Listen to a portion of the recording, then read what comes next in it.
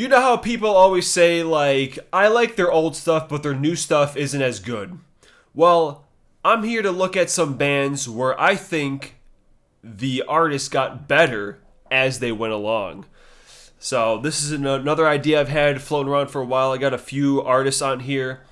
Where basically I think the second half of the discography is better than the first half. Because older doesn't necessarily mean better in every case. Okay, so I'm going to kick off this list with a couple debatable ones. These two I have, like, I go back and forth on if I actually believe this or not. Okay, so first of all is going to be Between the Buried and Me. So if you look at the discography, I'd say the halfway point is the Parallax 1 EP. Okay, so on one half you have the self-titled, Silent Circus, Alaska, Colors, and The Great Misdirect. So I know the first couple records have their fans, but I'm not really one of them. There's only like one or two songs I like on both those records, so I don't really give a shit about those. Alaska has a couple good songs as well, but the real meat and potatoes of this is Colors and Great Misdirect, which I think are two of their top three albums. Okay? Then we have the EP, which you can float on either one. It doesn't really matter. Because I don't really fuck with the EP that much anyway. So in the second half, we have Parallax 2, which is my favorite album of theirs and my third favorite album of all time. Coma Ecliptic, both Automatas, Colors 2, and The Blue Nowhere. So this is kind of where I like fight with myself, is like Parallax 2 is on this side, but Colors and Great Misdirect are on this side. Okay? Like Alaska helps a little, but on the second half, Coma has got a lot of good stuff. Automata's got Voice of Trespass, which is probably my favorite song of theirs. Colors 2 is really good. Blue Nowhere was my favorite record of last year. So you know what? I'm actually deciding right now this is not debatable. The second half, they definitely got better as they went along. Confirmed. Now, a band I certainly debate on, but maybe I'll figure it out right now as well, is my favorite band of all time, Trivium. So they have 10 records. So it's a very clear 5 and 5. First half, we have Ember to Inferno, Ascendancy, Crusade, Shogun, and In Waves. Shogun is my second favorite album of all time. In Waves is, I think that's their second best record. Where it starts to get a little hazy is the first record I don't I don't care too much for. Ascendancy is fantastic, and Crusade is also pretty good. But on the second half, we have Vengeance Falls, Sounds in the Snow, which are two of the most divisive records of theirs. And I kind of understand why. I mean, I think they're pretty much on the bottom of my list too. But where it gets really fucky is the Alex Bent trilogy with Sin, Dead Men Say, and The Court of the Dragon. Okay? Because all three of these records beat a lot of shit. Plus they have the EP, Struck Dead. So on one hand, my two favorite albums are on this side, but the other hand, these three records are just like are a lot better than the first couple albums. So this is where it's kind of like I'm fighting with myself on if I actually believe that or not. So yeah, I don't know. I would probably lean more towards no, only because of Shogun and In Waves. Plus, they're about to release another record, which is gonna probably lump Vengeance Falls into the first half too, which is kind of weird. But yeah, I don't know. It's a little tricky. Okay, so from now on, these are confirmed. Second half is better than the first half.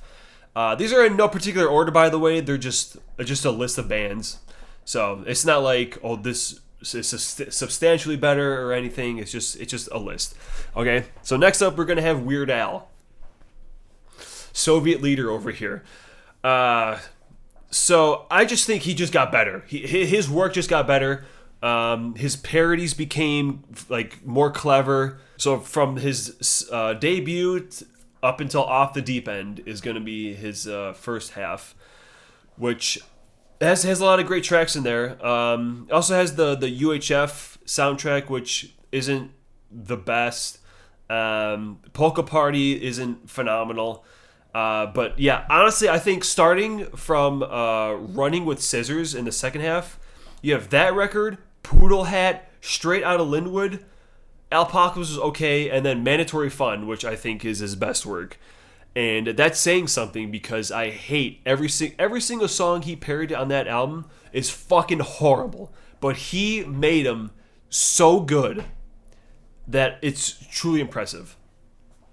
But yeah, man, that trilogy of Running with Scissors, Poodle Hat, and Straight Outta Linwood, I think that just has his best shit. You know, The Saga Begins, All About the Pentiums, motherfucking Albuquerque. Then on Straight Outta Linwood, what do we have on here?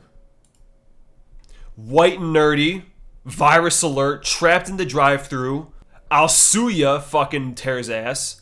Then, Poodle Hat, we got Couch Potato, Hardware Store, Wanna Be Your Lover's Great, A Complicated Song, fucking eBay. God damn, I love eBay. But yeah.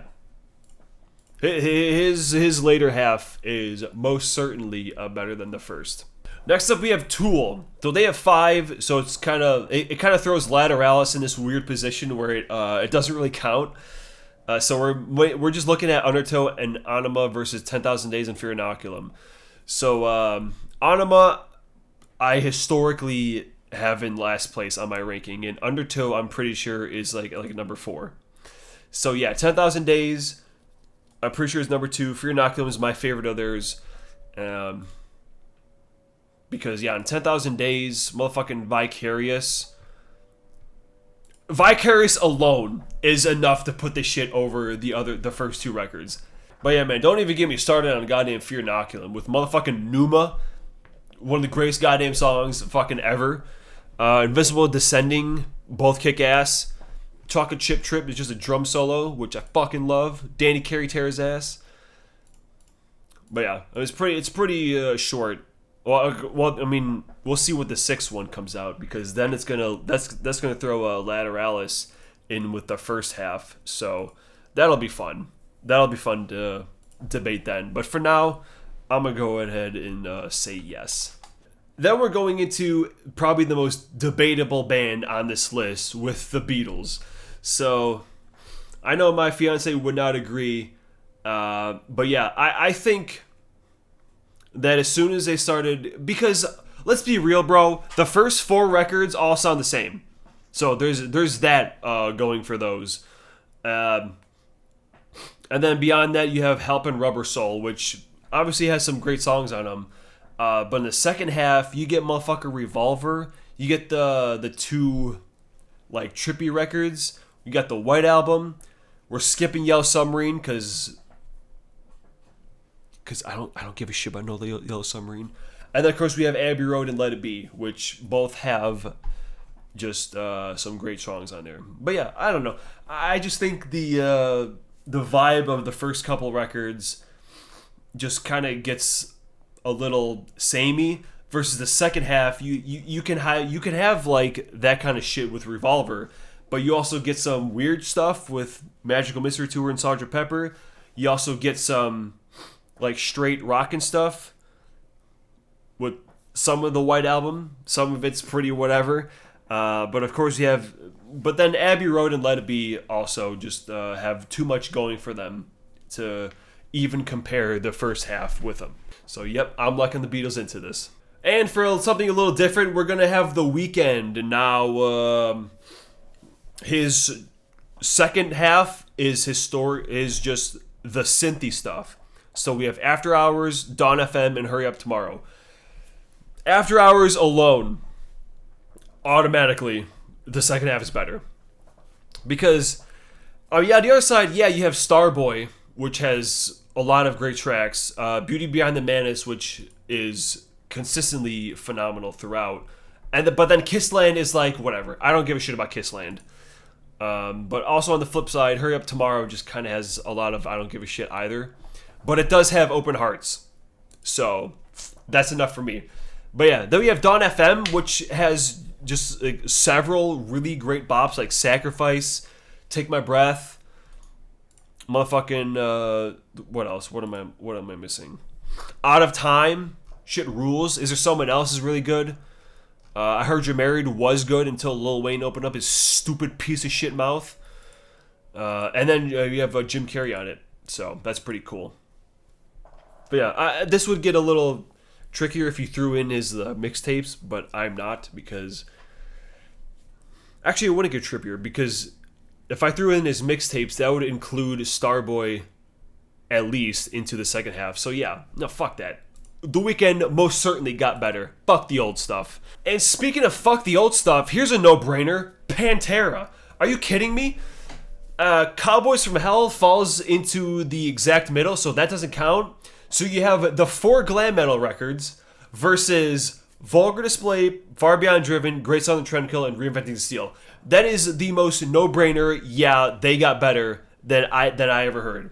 Because there ain't not one single fucking good song on the first 4 albums. Maybe there's one. There is one. What was it? Valhalla on I Am the Night. That is the only good song from the first 4 albums. Versus everything else. So I'm not even going to get too much further into them, because that is, yeah, guaranteed. If you disagree, you're fucking wrong. You're just straight up incorrect. Here's another pretty easy one for me. Porcupine Tree. So Lightbulb Sun doesn't count in the middle. So we have like the trippy shit that he started with versus the Gavin Harrison era, which, yeah, In Absentia, Deadwing, and Fear of the Blank Planet is all I fucking need. Everything else can get fucked when you throw it with those two. Like, The Incident and the Closure Continuation are like, okay. But yeah, those 3 are all I need. That's it. Enough said. The first 3 have like their songs. Signify is okay. Stupid Dream is alright. But none of them even hold a candle to fucking Fear of a Blank Planet. None of them even come close. So yeah, that is most certainly a band that got better. But yeah, that's gonna do it for this video. I mean, I can always talk about more bands later on. This definitely is not going to be a one video thing, but these are just some of the ones that stood out to me more. So I don't know. Let me think. What do you guys think? What bands do you like that you say the second half is better than the first half? Let me know, and maybe we'll talk about some of those in the future. So I'll see you guys in June with our Dad Rock Month Marathon number 2, which is very exciting.